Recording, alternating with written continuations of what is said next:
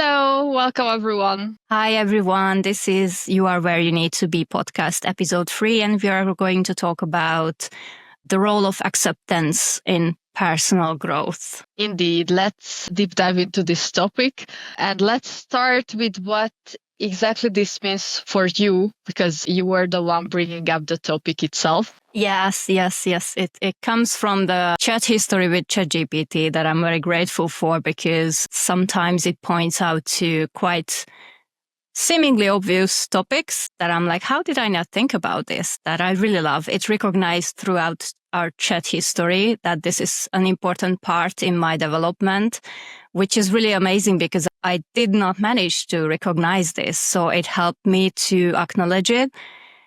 And I do believe that it's really, really important, and it's everywhere in our life since our childhood. And you don't even realize in what parts of your life you were never taught to accept things, to accept peoples, to accept yourself, to accept life as is. And thinking back and a lot of examples in life, I see that people are chasing an idea, chasing a person, chasing a future that is not here yet. Children are given goals in the future to achieve for better grades, for better behavior, and they are never actually taught how to be in the present, how to appreciate what they have right now. Behave, be a good boy, good girl, so you can get the toy. And they are just waiting and waiting, but they never actually learn how to be patient either. Because no one actually really knows. Very few people I know who knows what patience is. I was always told by many people that I'm so patient. And in truth, I'm not. I'm just passively suffering inside, waiting for a result that I want to see, because I was taught that I'm going to have to wait for some kind of result that will be good, unable to appreciate whatever is going on. And I do believe that even like if we look at nature, it's all about patience and accepting what is. The spring comes after winter, and then after that, summer comes. Like it's always the present. And if that makes sense. Yeah, I completely understand what you're talking about. Meaning that since we were born, basically, we were taught that we have a path, which we need to follow, and that path is dictated by society. So you need to achieve some goals. Based on how old are you, you have to go to school. After school, you have to go to university. After university, you need to find a job. When you have a job, you need to get married. You have to start a family. You need to get a mortgage. You need to get a house. Yeah. And we were taught to follow this pattern. When we were kids, we were really thinking that it is going to look like that at some point. And without actually getting to know ourselves, we were aiming for something to achieve that goal. For example, how many people there are out there who chose completely wrong career path for themselves because either their parents pushed them to do it, or they chose it because they had no idea what they want and they just had to choose something. And later on in life, they realize that this is not something for them at all. Yeah, it's so true. And what do you think? Like, probably children would have a lot more opportunity to get to know themselves and accept who they are at the present if they were allowed to be in the present and not being motivated all the time for a future goal to achieve that future. So since our little mind, we were so little, we were conditioned to keep chasing these goals that you also mentioned.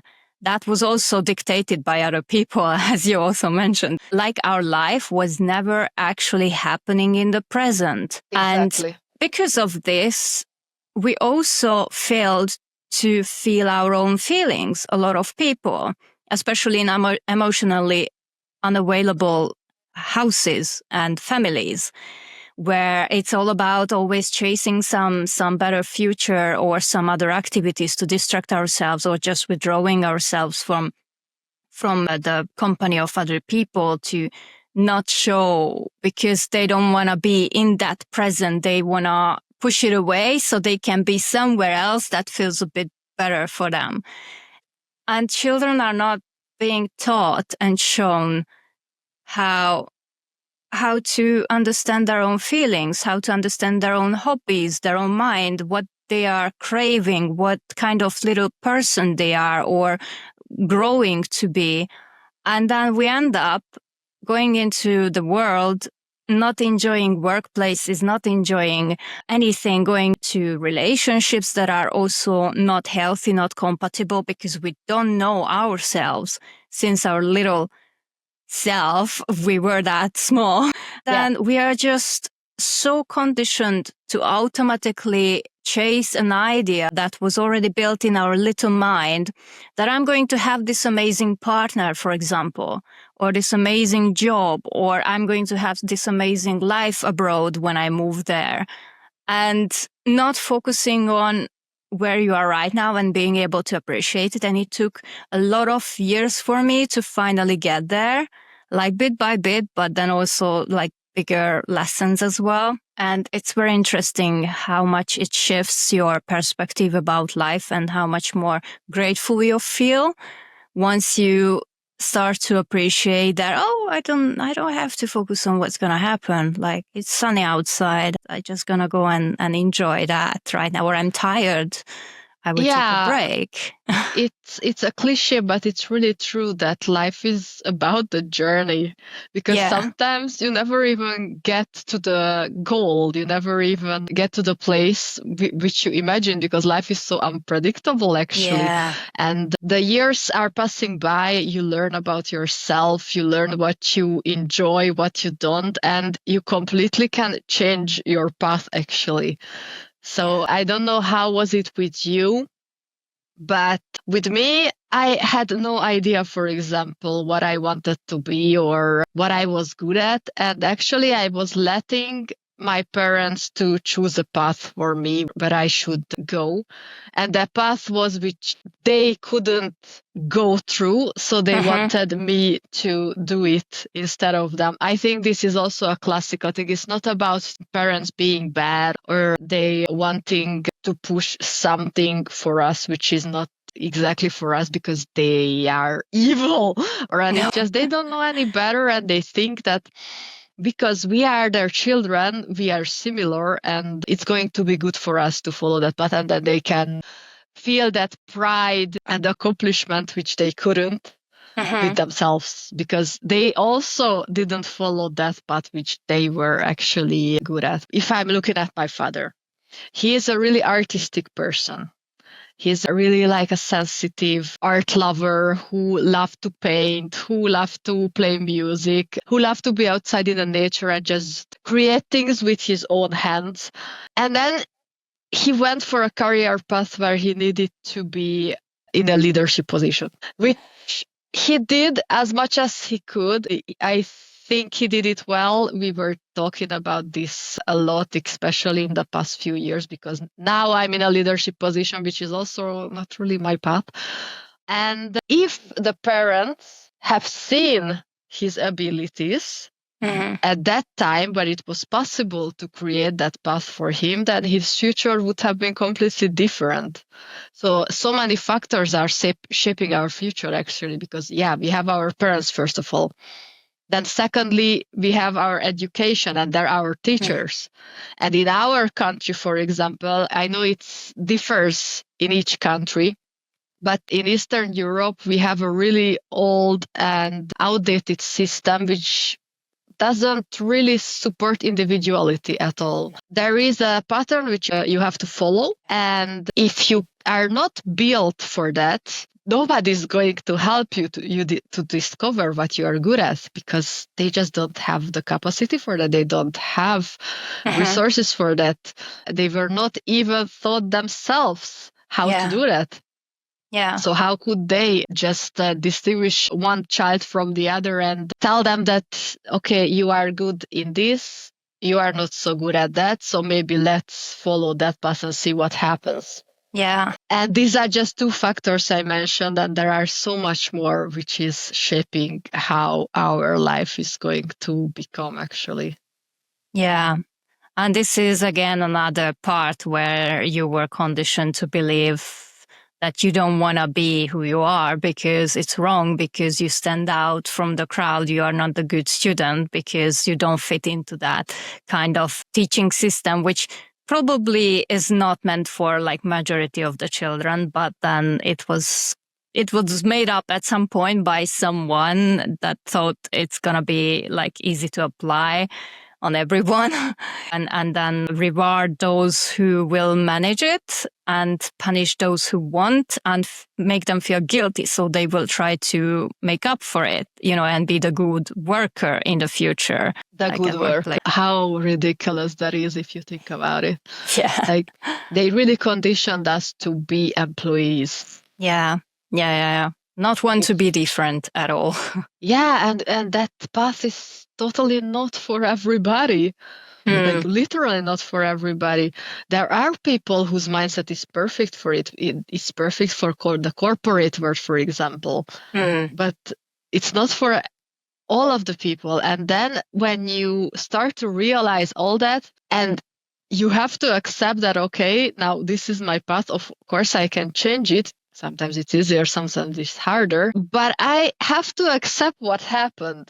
Yeah. And this is where it comes in, how to accept what happened in the past with you, what kind of path you took, and to not have regrets and to focus on what you can do about it in the present moment. Yeah, exactly. That's what a lot of people really struggle with. They just regret breakups and relationships, choosing certain school or job.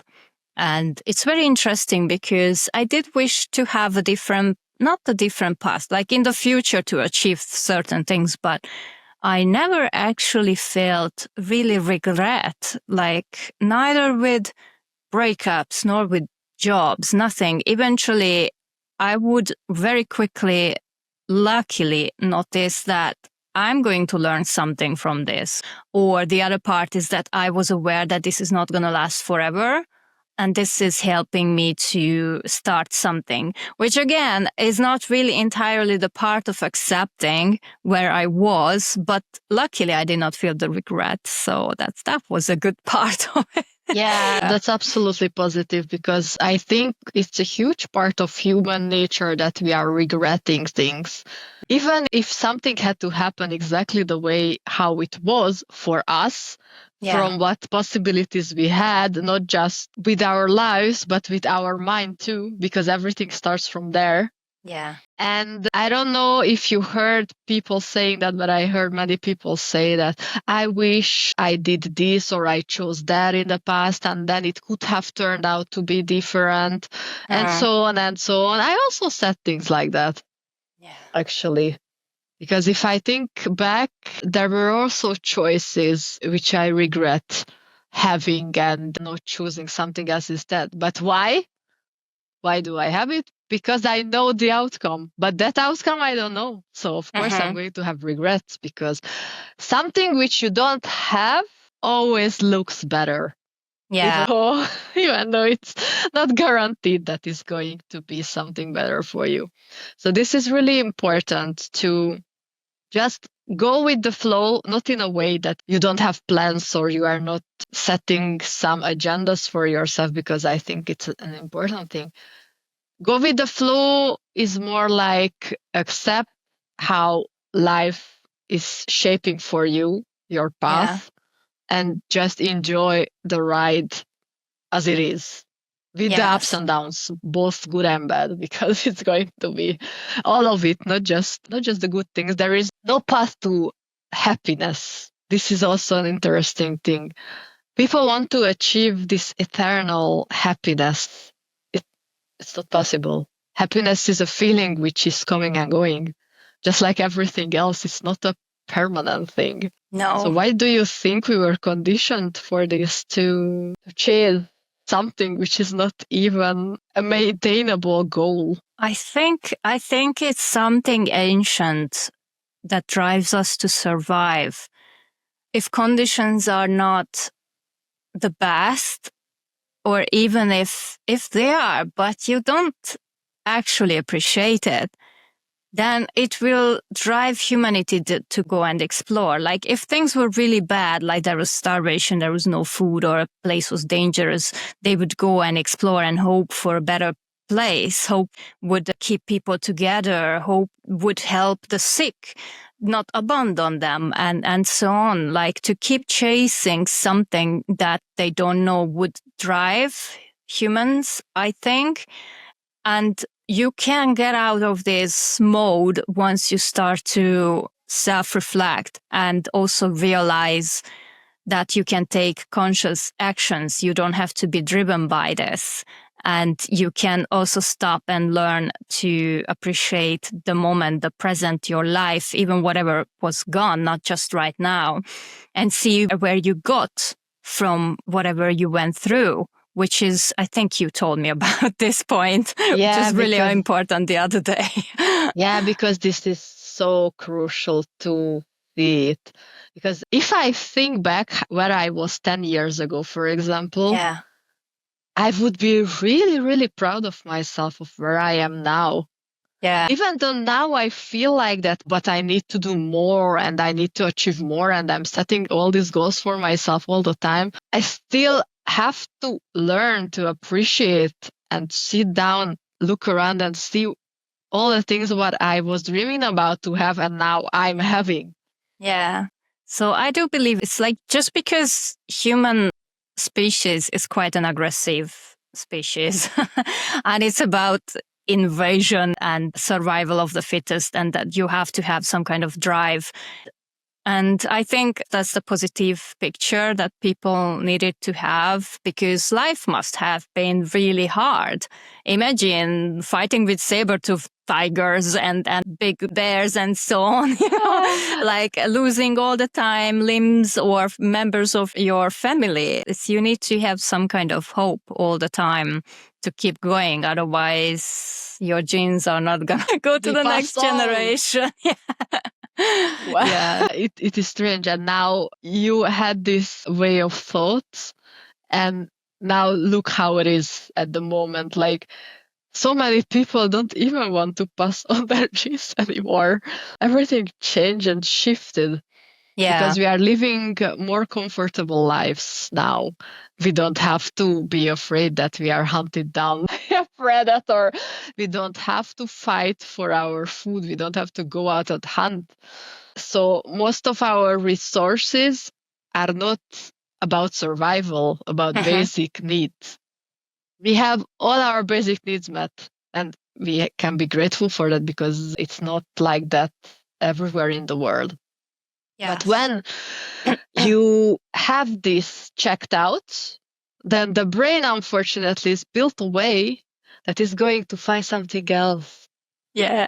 To think about, to feel like that you're lacking. Yeah. Something what you're missing, something that you don't have, something that you should have, because I don't know who in the neighbor are having it and they look so happy. So and that's the thinking what we really have to leave behind. Yeah, exactly. And the hard part is why people are unable to let this go or achieve being grateful and not regretting and stop chasing. And also, like, you don't have to stop entirely chasing. It's just the matter of balance in life, is that everything gets to a point where it's not working or it's toxic when it's imbalanced. So it's the same chase. We kind of have to keep healthy motivation to achieve drives. What you also said, the goals. So to have life goals. Otherwise, what's the point of the whole thing? Well, and many live without goals. That's the... Yes, I also didn't have goals for many years. And I just, a few years ago, noticed it. And And I'm like, what the hell am I doing here? Just floating, always blaming external happenings and life. And I'm like, that's like, it's never gonna change. There will be always something that I could like blame that why I don't do anything. And then I started to, okay, then let's just go out for a day trip. Or because, for example, that was one thing, like I never go on a holiday or never do this and that because, for example, I don't have the money or the time. But it doesn't have to be. It's the key to find your way to fight off those excuses that we build up for why. Because also we are not able to appreciate the present because we never actually do the things that would make us happy. Because we are always chasing this future thing that it will come one day instead of actually putting everything aside and do that one thing that you wanted to do. And because of that, we are constantly unhappy and it's really hard to finally do conscious steps about it and also heal your parts. Because, for example, in relationships, I went into relationships so many times that, I'm just going to go with the flow. I was so sure about it. But if we don't heal our traumas and our responses to these trauma wounds, going to pull us back to such an unhealthy place and behavior that you're just not going to be able to go with the flow and you're going to hyperfixate on that imagined happiness that you've been carrying since childhood or whenever you imagine what kind of partner you would like to have. And you just can't, in that kind of survival mode, you can't take conscious actions either. So it's a very hard lesson to go through to finally make yourself stop doing those old habits that would prevent you from appreciating the present, whatever the outcome is gonna be. Yes, and part of it is to just accept that you were wrong so many times as well in the past and not blaming it always on others and external factors, but to understand that you had toxic habits too. You were not the partner you actually wanted to have for yourself. So how could you want somebody to be there for you in such ways if you are even not there for them or not for yourself? Yeah. That's again, it's a tough one because a lot of people really struggle and then they just develop more shame around themselves, which is not allowing them to accept themselves. It will just keep pushing people away because they do recognize they weren't right. They do recognize they were in the wrong. And instead of facing themselves with these wrongdoings and their worst version in the past, which is not the worst version, that's who they were. They didn't know it better. We didn't know it better. And they just try to let that go or explain or justify. And because of that, self-reflection is not possible, which we talked about last time. So again, they will not be able to accept themselves or they will feel like they are wrong altogether. So they shouldn't even be dating, like they're not meant to date. And it's really hard. And I think a lot of people would need help, but clearly also if they're not ready to receive that help, they're not gonna be able to make anything of it, unfortunately. But I wish they would see that it's okay to make mistakes. It's okay to be who you were back then. You couldn't have known. The point is you're learning from it. And that's it.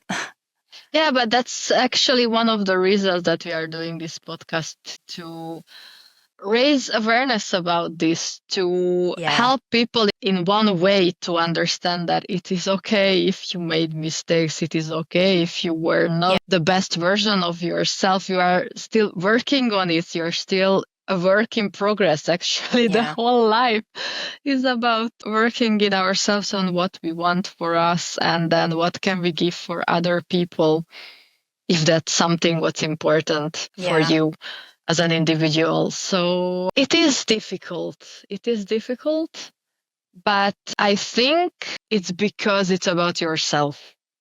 Yeah. And as we talked about this before, the hardest person you have to ever face in your life is yourself. Because even though we try to be very accepting of ourselves, because we are locked in with ourselves 24/7, so it would be really unbearable if we didn't. So we create narratives which are sometimes right, sometimes wrong. But the point is that we have to make peace with who we are and who we were. Who we can be, it's another thing, because that's in the future. So you can work on it now in the present, and then you can reflect back on it later. But it's difficult. Yes, yes. Reflecting back to loving ourselves and feeling happy, I wanted to also get to this point that I want to connect with what you just said, is who you are going to be and loving yourself. And a lot of people are really struggling to love themselves, which I apparently also did not love myself for a long, long, long time. And I didn't even realize. Like, how do you realize that's so natural to you? Like, you don't really see yourself as a lovable person, or you are keep punishing yourself in your mind. And as long as people don't know how to love themselves, which turns out it's not a feeling, it's not happiness, it's actually a matter of consistent actions to do things that makes you feel good about yourself, that is making you feel safe, seen, whatever needs you have, you possess as a person. For example, there are people who would like to have financial security, or there are people who would love to see the world and travel and so on, or there are people who love to learn and develop themselves. And these are all needs, and there are plenty more. If we don't realize what is it that drives us, what is it that makes us feel good about ourselves and recharges, and keep consistently doing those on daily level or weekly, whenever you feel like doing it, then you keep self-abandoning yourself. Therefore, you don't feel loved. You will not feel loved, and then people go seek and chase this future self and the future things that they want to achieve or become, or future part of a relationship that hasn't even proven itself that it's gonna come. And it's really hard because people don't know what it takes and what is it. And it's actually just showing up for yourself every day and do the things that who you are. And then you start to feel confident. You start to feel yourself about yourself. And I'm saying this only because I experienced it myself. And it's a very strange, different feeling to how I used to feel about myself. And I do notice when I abandon those things and I immediately shift back to anxious or feeling low or anything. And we are not meant to function happily all the time because we have these emotions for a reason. We have to mourn our loved ones who we lost. And these are all things that keep us together.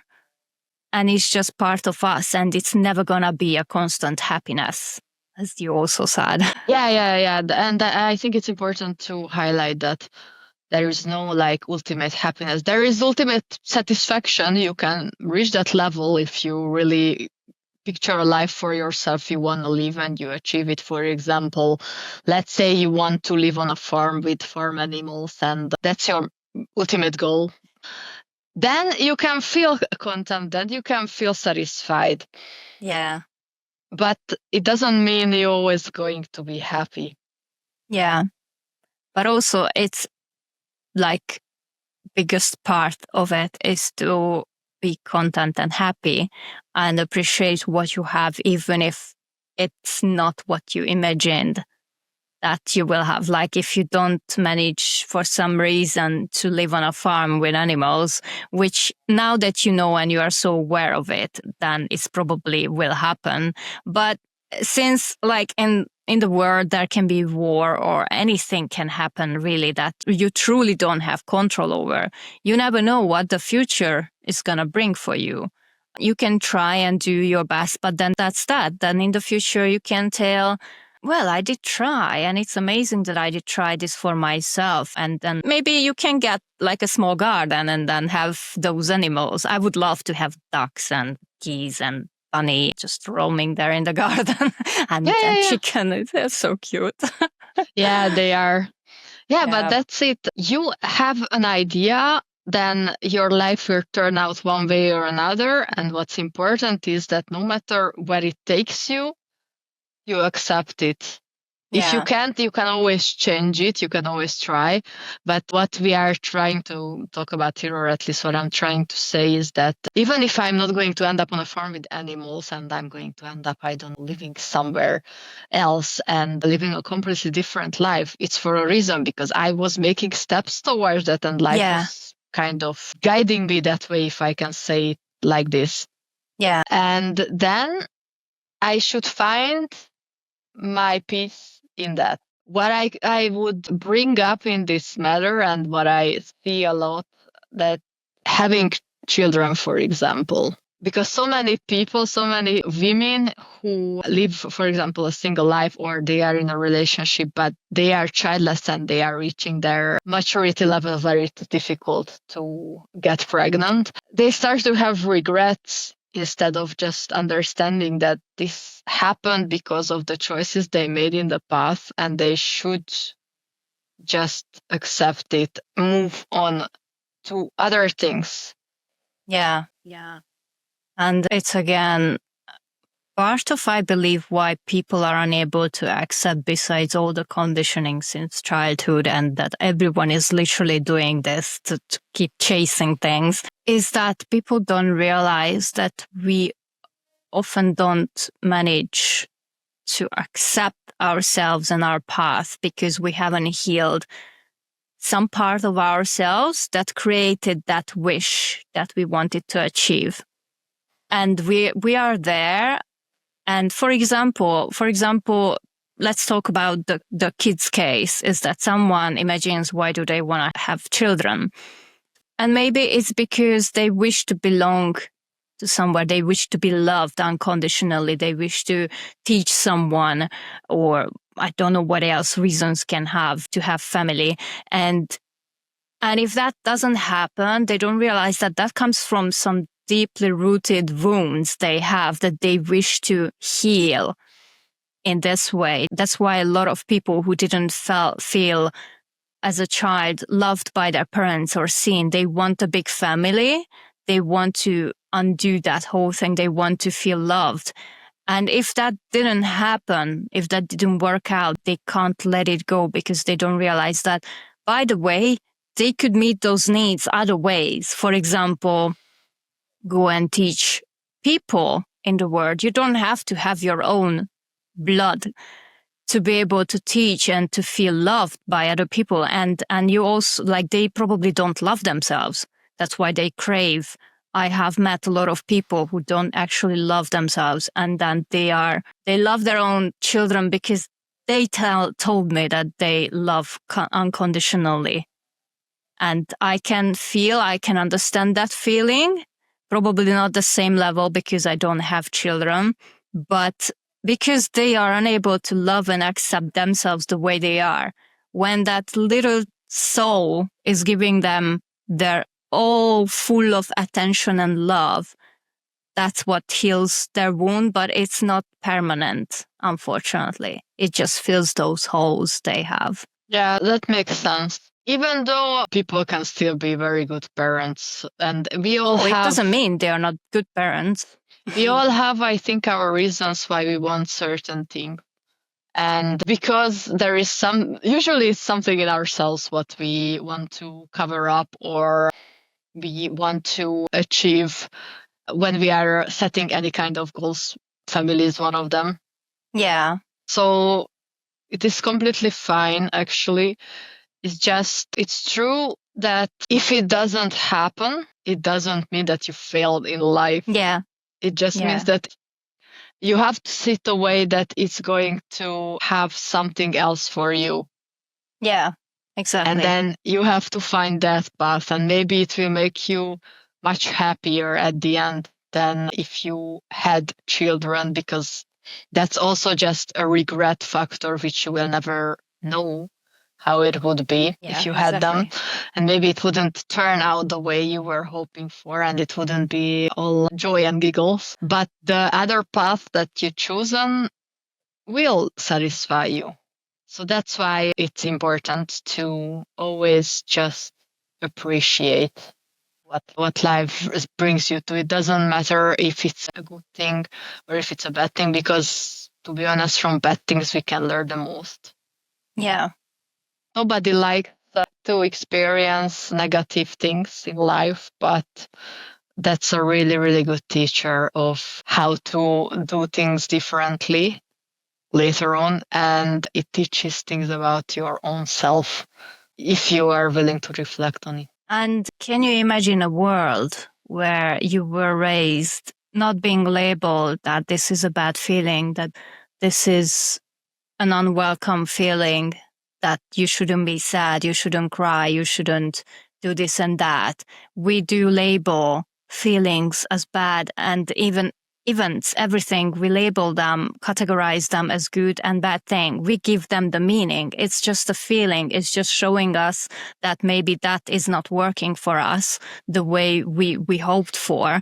But if we were taught from long time ago when we were kids that it's okay, acceptance again, to be sad, to be where we are, and actually taught and shown how to handle those emotions, we get so overwhelmed quite quickly. Like I've even as a child now, because I think these things should be built very early on, to feel that you can be comfortable feeling these feelings and you are allowed to feel those feelings. But then we are taught to reject them or suppress them because it's not welcomed by other people, because they don't know how to handle it. And therefore you also learn it. And throughout our entire life, we learn that these feelings are bad. These events are bad. Whatever we are going through that didn't go the way we wanted it is bad, which is just, that wasn't my path, or I had to go to a different direction. And once I learned this mentality, it gave me such clarity over that there are no bad things. Things just happen, and they become bad because people don't know how to handle those feelings, and it feels uncomfortable because we never learned how to feel them and how to manage them. That's why it's uncomfortable. Yeah, because I'm sure that you have examples too, but how I experienced, people want to push away negative emotions and negative phases of their lives as soon as possible. They are impatient. They want to get rid of it. They want to feel better. One good example for that is grief. Mm-hmm. Grief is forever. I'm sorry to say, it's time heals a little bit, but that part of you is always been missing. If you lost somebody, you know very well that you will always miss that person. It will never stop. It's just you accept as the years go by that there is nothing you can do about it. This is what happened, and you have to somehow live with it. But it is always there. And when it happens, I noticed in my environment that people just want you to already feel better as soon as possible, because they don't want to discuss this with you. And even if you don't want to discuss it, it will still be visible on how you carry yourself and how you feel, and even your aura. Yeah. And people don't like to be around others who are not feeling well for a long period of time. So you kind of force yourself also to feel better, or you get impatient, as I said before, to feel better. Not for yourself, actually, because you need to process it. So it's like an external push, so to say. And if you were not pushed for that, you never know for how long it would take. Of course, it's also true that it's not healthy to stay in a negative mindset for too long. Yeah. But grief, for example, is not a negative mindset, it's just sadness. And sadness is part of the human experience. And just because we label it as a negative thing, still going to be there and still going to be part of you. So what you said, it's so true that we just feel emotions and we shouldn't really label them. I guess we did because we have to distinguish them from one another. But for example, what do you think about crying?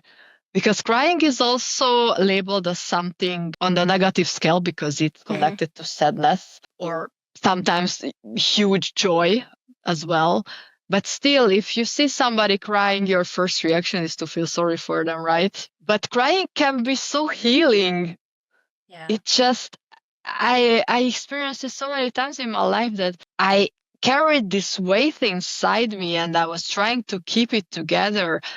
And then I just let myself cry for, I don't know, half an hour. And everything felt so different after that. Yeah. So that again shows that these things are present in our body, in our life for a reason. They serve us. Emotions are here to communicate that you are in danger, your life is in danger, or someone is not meant for you. You should look out for that. It's serving to learn. And we are taught to suppress them since our childhood because it was uncomfortable to certain people. And because of this, we fail to process as well. And what you mentioned is that being too sad for too long for who? We are going through everything for a reason. Like this was a huge lesson. I also arrived to certain moments when I felt impatient due to my last breakup. And then I would tell myself, why am I still obsessed with this topic? And why am I still feeling this way? And so on. And then hold on a second. There must be a reason. Like I'm processing. I have learned so much throughout these past months. And there is a reason why you feel that way. If outside people feel like you are in the wrong place, they have no right to say where you are because they have not gone through the lessons and experience you are going through. They don't have the pain in their body you have in your body. They think it's not good for you because maybe for them it was differently, it happened differently, but it doesn't mean it's not what you have to go through. Or they push it away and later it comes back in uglier forms. Yeah, I used to do that. I remember that for many years, I only cried when things got so bad that it just exploded because there was nowhere else to go. But otherwise, like when I would see people like women who would cry very often, very easily on anything. And I just did not understand, like, why are you crying? And now I admire them and I tell them, don't be upset. Like they don't like to be emotional. I'm like, be grateful that you feel your emotions. I did not feel my emotions and I couldn't cry and I would not be able to feel those feelings and learn from them. I would keep repeat the same thing because eventually I would just push it down and not reflect, why did I feel this pain? What did I do to get there? How did I behave? What did I allow for the other person to treat me that way? And so on. So is crying as well is just another tool to release stress from our body and feelings. And they just serve us. We shouldn't be pushing them aside and down and out of our lives. Yeah. And another thing is also people are escaping negative emotions by always trying to be busy. It is uncomfortable to sit with your emotions, to feel them, to process them. So you are just going and running around and distracting yourself with whatever comes next. So you don't really have to process them, but it's not healthy at all. And it's also part of accepting where you are at the moment and just being patient with yourself because everything stays as long as you didn't process it, like it or not. Sometimes if people don't process things for 10 years, it stays for 10 years, even if they don't want to notice it. Yeah. But then that's their path. Again, they are where they need to be always. If they learn that lesson, it's amazing. Not everyone will learn. Then that's their path. That's it. There's nothing we can do about it. They're always where they need to be. And it seems sad sometimes, but That's it. You Yeah, were it's gonna so say. strange that we can feel sadness for others who are not self-reflecting enough because we know how difficult it's going to be for them to live like that. But at that time, when we didn't know better, we didn't feel sad for ourselves, for example. We just tried No. to push ourselves. Yeah. So it's also strange how this type of empathy works, that you don't really focus it back on yourself Yeah. when you need to. How did that happen? Yeah. So we see somebody who is struggling with the same things we struggled in the past. So we experienced it. We feel bad for them, even if we don't want to, even if they hurt us, for example. Still like there and kind of feeling pity because you know that if they don't deal with the emotions connected to it, it's going to harm them and they are not going to learn from it and they are going to repeat the same painful mistakes over and over again. And how do you think we got to this point to have so much empathy towards people who are not doing, in our opinion, the right thing? Where does this come from? Well, through the years, I had always a different approach and opinion about this based on what I was reading and what I was thinking. For now, I think that I started to learn being empathetic from childhood because I was surrounded by some adults who were not safe people to be around, who were causing some misery, but they were also coming from somewhere, and that's why they carried all that pain with themselves. And as our parents were empathetic towards them and tried to understand, and that's what they passed on us. So we just carried it around. You also had to be empathetic in order to survive because you couldn't escape that environment. Yeah, that's the thing, that kids cannot escape. So they have to build coping mechanisms to be able to get on with their day-to-day lives, locked in with those people. Later on, you have a choice, but when you're a kid and you are dependent, you don't. Yeah, but we still feel like we don't have a choice because we are trapped in this pattern that we learned in our childhood. And the thing is that you just feel empathy because that's how you survived, and you try to change someone because you also chase a potential, which is we are back to the chasing again, to something future thing that is not there because we were conditioned not to be able to see whatever is present, that someone was abusing you or someone treated you badly. You had to come up with a future better self to be able to survive, or a way to cope, which is like, I can't hate this person because I can't go anywhere. If I hate this person, then I'm not gonna be able to be in this presence. So I develop, it's like, the Beauty and the Beast effect, kind of, when she's trapped. What is it called? The Stockholm Syndrome? Yes, that one. Yeah. Just in this environment. It's probably not as strong, but I believe that's how similarly it should work. Yeah, actually, that's quite a clever way to say it, because we use the Stockholm Syndrome with very harsh experiences, like if somebody was kidnapped and so on, and they have to cope with their kidnapper, and then they start to feel empathy towards them or some kind of attraction towards them because they are the only people they are meeting, and they have to see them as somebody likable, otherwise they just cannot go on. Yeah. And that's exactly what you do as a child. And if you are not careful, you carry it through your adulthood and you feel being trapped the same way, even though you are not in that environment anymore. But the mindset is there. And to me, the worst part is that I got so confused. And I got so, I questioned myself so heavily because I would see this amazing person. I would feel this deep empathy for them. I would see all their best sides, which also have a lot of other sides why you do that exactly. Let's focus on the empathy now. And then this empathy would not allow me to end this past pattern where you had to be okay with this kind of treatments or any kind of abusive or toxic behavior. You develop the blindness over being mistreated.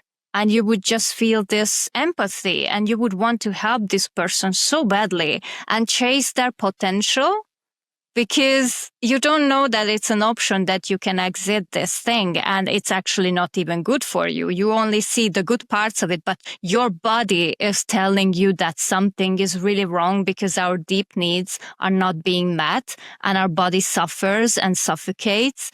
And you just feel anxiety, you feel confused and you don't know what's going on. Something is wrong. Surely this shouldn't be like this.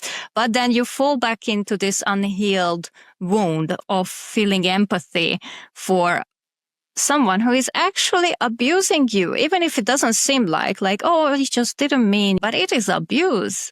So It is, but you need to start educating yourself in this topic to be able to understand that just because you had to accept something as a child, it doesn't mean you have to accept it as an adult. Yeah. This is really an epidemic with humanity. I think that we just carry around how we were treated as a kid as a way of being loved, because that's how we survive. We were thinking that, yeah, but they must love us. I'm sure they love me, even though they hurt me. It's fine. And if you are exposed to something like this for a long time, you kind of also build some inner resistance for it. Like, it hurts you when you were a child, and it hurts you when you are an adult, but it doesn't hurt as much. I don't know if you understand what I mean. It's like, for example, if somebody was beaten up all the time as a kid, and then their husband, their future husband or wife, it can be anybody, also beats them, then the punches are not as hard anymore because they are used to it. You understand? You heard this I understand what you're saying. That's the thing, that we just let us believe that, yeah, but we are strong because we survived this, we survived that. We are strong, we can do it. But those people, they are so delicate that they need more patience. But I am tough, so I will endure more. You understand? You're not tough because it hurts you. And mentally and physically, even, it affects you, but you just convince yourself otherwise. Yeah, that's called avoidance. So those people also become avoidant because they don't feel the pain they are going through. They just push it down in order to survive. That's the whole thing. They're still suffering and they're suffering more and more. They just don't acknowledge it. I don't really know this firsthand. Someone in my family was in an abusive relationship for many years, and she's a very proud person, and she looks at her own achievements as she did it on her own. She had no help, and it gave her this extra strength, but it also gave her a side of avoidance that I do recognize, which started to ease up once she was living alone. When she was in peace, that's when you start to self-reflect more and learn. And luckily, thankfully, she started to do that. And because she had her own peace, she could finally be herself. And that allowed her to be now a lot more emotionally available, which is pretty awesome. Yeah, I'm really happy for that. That's such a nice topic to bring up, how you find peace when you are alone. I think we should do an episode just about that, because both of us can talk so much about it and we have a lot of experience about it. Yeah. And so many people are afraid, actually, to be alone, to stay on their own, exactly because they think they cannot survive like that. They need company constantly. They don't know, they can't imagine what would they do with their time if finally they had the possibility. Yeah. And that's also true what they say, that if you feel bad being alone, then you are in bad company. And it's true. I never heard that. That's good. Right? I just read it a couple of times in the past weeks, I think. I don't know where I seen it, maybe Instagram. I have no idea, but it was so profound because I resonated with it so bad. Like, I always craved to be on my own. Even in a relationship, I required a lot of alone time. And sometimes I couldn't appreciate a good relationship because I was craving this, so to say, separate life. And then what you can see, life pushed me until I finally could do it. And it was not always easy, but as it goes, it's getting easier and easier. And actually, I enjoy it more and more. And I found myself in it. But I think you can also talk about this a lot because you're going through the same thing. Yeah. Yeah. That's very strange because I didn't feel the need to be alone when I was in my longest relationship many years ago. I just felt like I want to exist passively, like a bottle of pickle, literally next to my partner, not having to do anything, not having to talk about anything, not even going out. I just wanted to be there. But this is also, again, result of the relationship being dysfunctional. That also was a cause to get more to that place from an already avoidant place where I was. But afterwards, I started to crave independence when that relationship ended and I had to share place with other people. And I just wanted to know, I just wished to know, how is it? How would I be finally? How would I manage my own place and myself when I had my own place? And I got to learn it as well. And that was really awesome. And I hope sometime soon I can again experience. It can be different than apparently for everyone, how you experience this. Yeah, of course, we are all different people. We can have similar experiences, but we are coming from different places and we go through relationships with a different mindset. There is nothing wrong about it, even if some parts are identical. Yeah. But it really depends where you are coming from. It all depends on that. So we always just getting back to that topic because that's where it starts and that's what basically escorts us through life. It's always there, even though if we learn to manage it and separate ourselves from it. Yeah. Yeah. But it's good. It's good to reflect, good to go back. People often say, oh, don't be in the past. And then those are the ones who are avoiding, actually. It is important, but with balance again. You have to get back to your past and you will like it or not because your memories are kind of making who you are. So it's hard not to dwell on the past, I think. I would say we need memories to be able to connect the dots together. And if we want something else for ourselves, to build something different from what we are used to get closer to our authentic self, which so many people never experience, and it's really sad. Yeah, it's just a very good example as a final thought, I think, is what if everyone forgot about the Second World War and the first one and whatever happened? It would probably happen the same thing again because our brain is not that different, even though we have different experiences, but eventually there will be, because of these traumas and everything, people get to the same point eventually. And that's why they say history repeats itself. And it's the same in our own little history as well. So that's why we have to remember. That's why we have to commemorate, to learn from our past mistakes and steps. Yeah. Yeah. It's a really powerful thing to say. And it's true. I completely agree. So then let's wrap it up. And thanks everyone for listening. I hope that you could find something in our conversation which you could identify with or resonate with or maybe disagree with also. And if you do, just please share it in the comments and we can have a further discussion about it. Yes. Thank you much. Deep into deep conversations in the comment section. And please don't forget to follow us and share if you like it with friends who can relate to it. And catch up next time. Yes. Thank you so much. Bye. Thanks. Bye. Bye.